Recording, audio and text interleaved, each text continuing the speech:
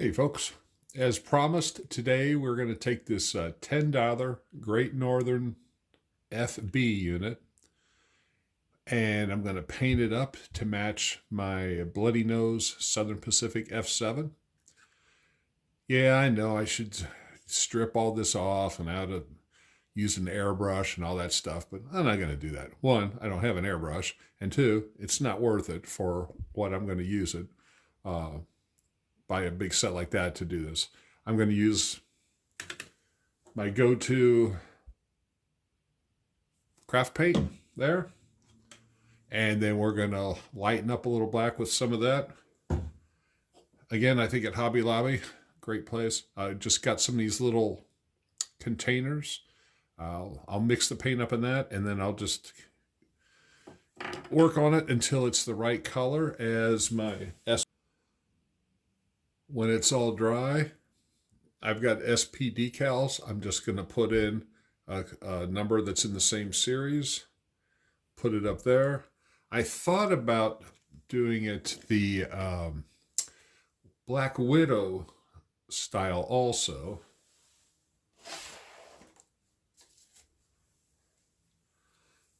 As I've got this one here, and I looked on railpictures.net, and I thought about doing one side of it black with the orange stripe on the bottom, the silver letter or silver numbers here, and then the other side of it, do it like this. But for the time period I use, yeah, I know they still had a few Black Widows up into like 70, 71, 72. But for just my general, the era and running the Coast Starlights with this and some bogus SDP 45s. I think that's the right one. Or the SDP, yeah, whatever SP had up until the Amtrak SDP 40s came through. So we're going to put this together, let you see how it works.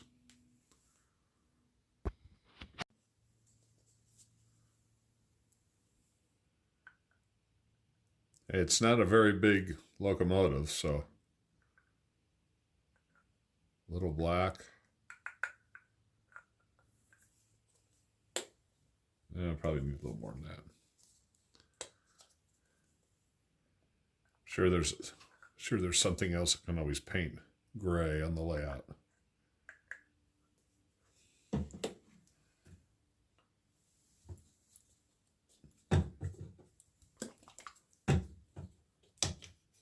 And we can always make it brighter. So we'll put like a drop or two in there right now. And then we'll stir it up. Use a brush this time.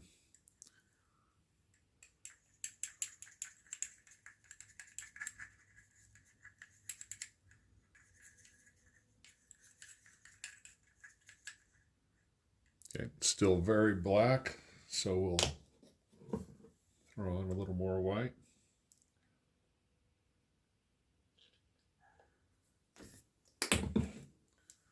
Stir it up some more.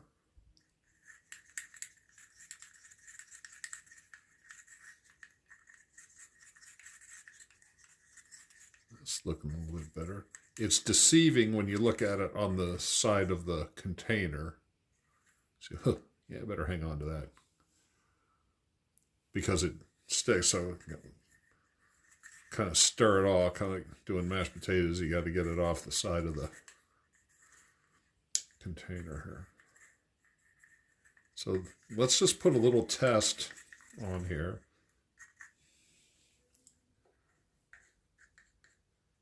Just slap a little on. We'll do it on the roof first. See how that looks. Just throw some on the roof and we'll put some on the side here.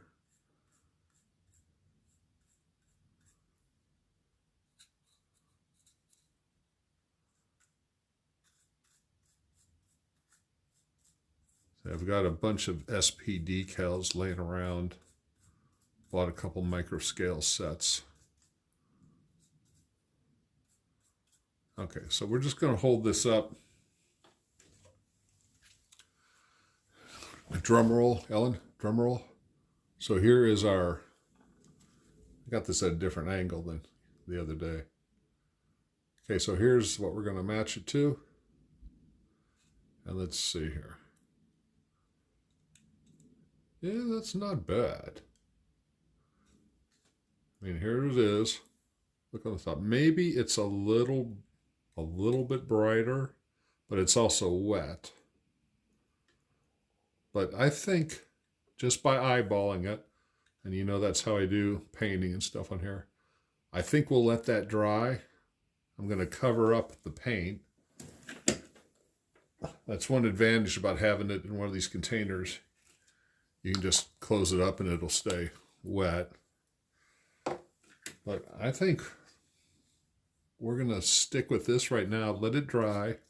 I have to spread it out over the rest of the...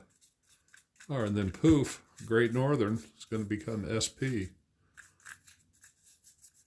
Do it. And we're going to weather the heck out of it because it's going to be not a brand new one. It's going to be set in, late 60s, early 70s, still using these, so it's going to be fairly well worn.